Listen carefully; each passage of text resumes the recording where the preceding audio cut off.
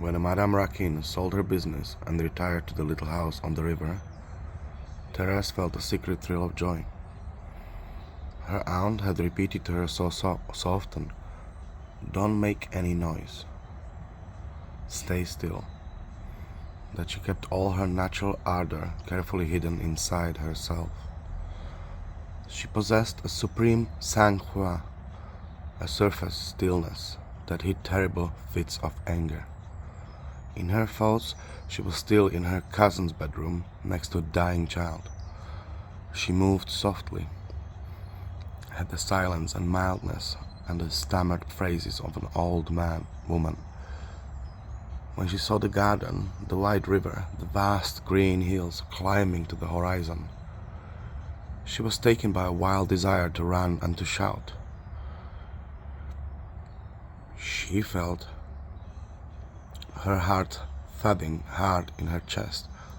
Not a muscle in her face stirred, and she contented herself with a smile when her aunt asked whether she was pleased with her new home.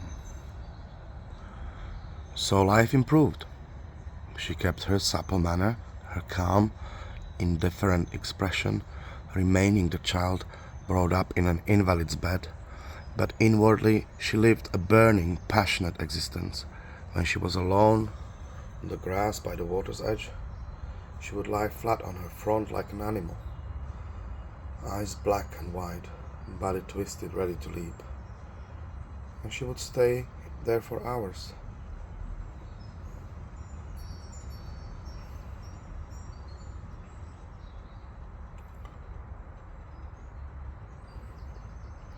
Thinking of nothing, bitten by the sun, happy to plunge her fingers into the earth. She had had many dreams.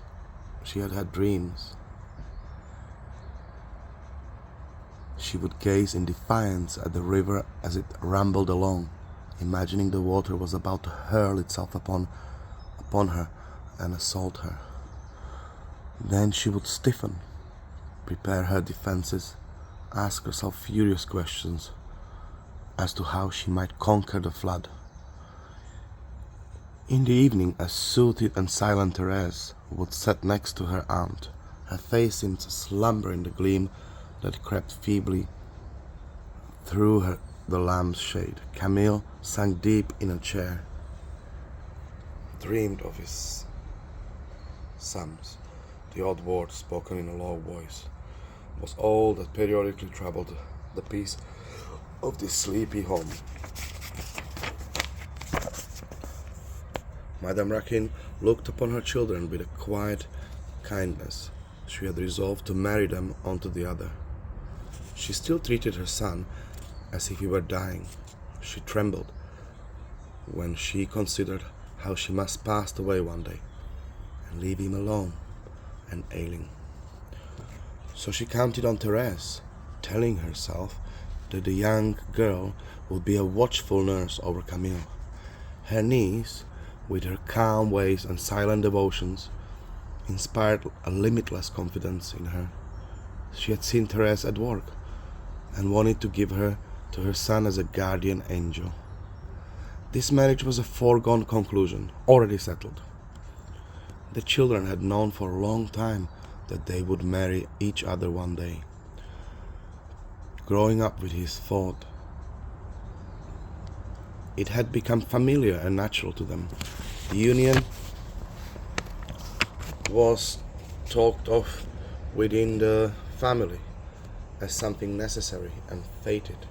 Madame Raquin had said, "We will wait until Thérèse is 21. And they waited patiently, without fretting, without a single blush. Camille, whose blood had been thinned by his illness, knew nothing of the greedy desires of adolescence. With his cousin, he had remained a little boy, kissing her as he would his mother, out of habit, without losing a moment's selfish calm. He saw in her a compliant playfellow who prevented him from getting too bored and who, when needed, would make him sane. When he played with her, holding her in his arms, he would think he was holding a boy. His flesh did not even quiver. And never did it occur to him, at those moments, to kiss the warm lips of Thérèse, who writhed in his arms, laughing a tense laugh. The young girl, at the same time, seemed to stay cold and indifferent. Now and again, she would fasten her large eyes on Camille and look at him for several minutes with a stare of superlative calmness. Only her lips twitched imperceptibly. Nothing could be read on this closed face, kept meek and considerate, but an inexorable will. Whenever her marriage was discussed, Thérèse would become serious, content merely to nod approval at everything Madame Raquin said. Camille would fall asleep. On summer evenings, the two young people made their escape on to the water's edge. Camille chafed against his mother's incessant attentions. He would feel rebellious, want to run about, make himself ill, escape from the caresses that made him feel sick. So he would drag Thérèse along, induce her to wrestle, to sprawl on her stomach in the grass. One day